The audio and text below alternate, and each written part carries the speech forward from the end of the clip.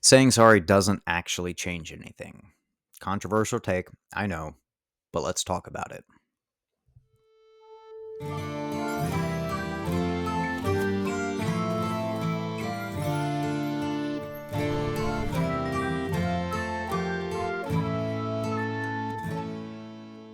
We've all been trained to say it, but simply saying sorry doesn't actually make any real difference.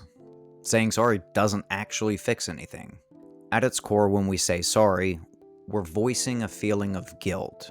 We're saying, I feel guilty for what I have done. It's a recognition of our own feelings, and then we just verbalize it. But simply recognizing and acknowledging those feelings doesn't do anything beneficial in the long term. Imagine you're cooking dinner and you burn something. Saying, I burnt dinner, doesn't actually do anything to help you avoid burning the meal in the future. Acknowledgement is a great starting point, but it doesn't do anything to change the events, and it offers little in helping you prevent them in the future. First, let's think about what creates the need to acknowledge and voice a feeling of guilt to begin with. The feeling of guilt comes from having done something wrong. Our ideas of what are right and wrong come from a few places, one of them being our morals.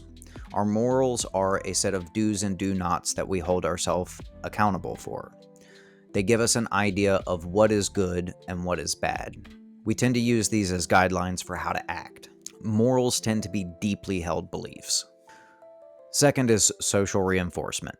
What we observe throughout life and the way that others act, how they react to our words and actions, and how we react to their words and actions create social reinforcement. Third is information. Simply, as we grow from children to adults, our awareness expands and we collect more information about the world around us, and this helps shape what we understand as good and bad. And these are just a few. It's part of being human to fail and make mistakes, and I like to break mistakes into three categories. The first one being innocent mistakes. These are when we do something wrong because we genuinely don't know any better. We have limited information and blind spots in our judgment, and then those blind spots make us susceptible to making mistakes. Think about any time you've done something new. There's a high likelihood that you made one of these mistakes. It's part of what we call the learning curve, and these can often be easily fixed. The next category is carelessness. Here, we might have had enough information to choose better, but for whatever reason, be it a lapse of judgment, carried away by emotions, and from that, you made a careless mistake. And the last one is malicious intent. This is where we know exactly what we're doing is wrong, yet we do it anyways. And this one's pretty straightforward. You turn against your own moral system, or you violate a known moral of a group or society, like breaking the law or doing something you know will damage a relationship. Often when it comes to malicious intent, it comes from an extreme emotion or a compulsion. Sometimes it's just in the moment, and we give over our capacity for rational thinking and judgment to that emotion, and then we make a malicious mistake. But in all three of these instances, the solution is the same. It's to learn. All wrongs in life are learning opportunities. The real question is, what went wrong? Why? And what can I do to prevent it from happening again in the future? And this leads us to the true remedy for doing wrong. And it's personal accountability.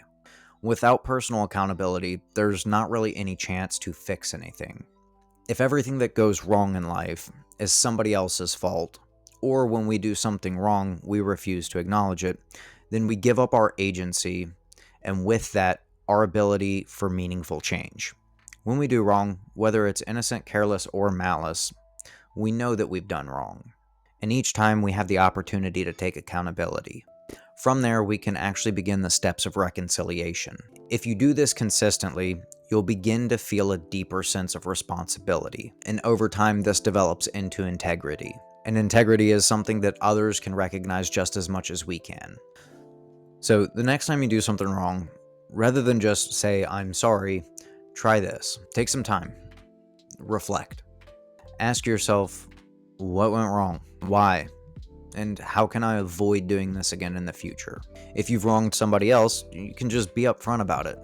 Hey, I failed. I did this. I acknowledge it. I understand. This is what happened. And this is what I'm going to do in the future to make sure it does not happen again. And then you have to have the follow through to uphold that. And with this, you can build real change. You turn the mistake into growth. The action is the apology. And here's some things to keep in mind when dealing with these kinds of situations. Failures, mistakes, and even maliciousness, unfortunately, are part of life. They come with the territory of being human. None of us are perfect. Mastery of any kind isn't perfection. Mastery is learning all of the ways to fail and then avoiding them to ensure success. Our morals are our own. From them, we get our actions. Having good morals can set you up for good actions. Having loose morals, or none at all, can set you up for more mistakes. And in that situation, you'll be like me and you'll just have to learn from a lot of failures until you figure out that I need some parameters to kind of guide my actions. And all of those failures you will eventually learn from will guide you towards the right way of doing things. But unfortunately, along the way, all of those failures come with a price, and damaged relationships do happen much more often this way. When we voice our feelings of guilt or shame to someone, what we're actually saying is, I feel this kind of feeling, and with your permission, I would like to be absolved of the feeling. In the past, people have done this through religion, and in modern times, we do this through therapy. We kind of take our feelings to someone and we say, here's how I'm feeling, how do I fix it?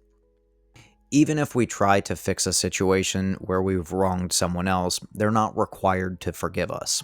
They're not required to accept our apology even. Just the same, we are not obligated to continue to carry feelings of guilt once we're ready to move past them and we've learned from the mistake. So even if someone doesn't accept your apology, it's okay to stop torturing yourself over what happened, as long as you've accepted the accountability for your part in it and learned from it. Remember, every wrong done and every mistake made is a learning opportunity. That learning leads to growth, and growth is good. Until next time, always be up to no good.